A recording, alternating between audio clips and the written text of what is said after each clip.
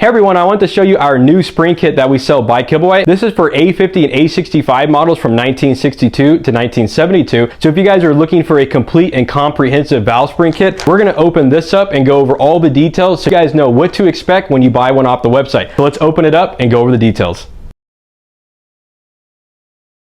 So here is the spring kit. Let's open it up. As far as I'm concerned, this is the only spring kit on the market that literally has everything that you need: springs, retainers. So we're going to go over all those details. Also comes with instructions. Instructions will be inside the listing. Pay attention to the instructions as far as installed height. You got the retainers here. You got the keepers here. The valve springs. These are not a progressive spring, double spring. So you have an inner spring and an outer spring. These are good for stock cams or also moderate to race style cams. So if you guys have an A65 head that has essentially some sunken valves like this head over here that we're doing, this is a really good setup because you can actually set the springs up to the right type of pressure that you want depending on the type of cam lift that you have. So if you guys are interested, check out some of the links below. Don't forget to like, share, and subscribe to our YouTube channel. Thanks for watching.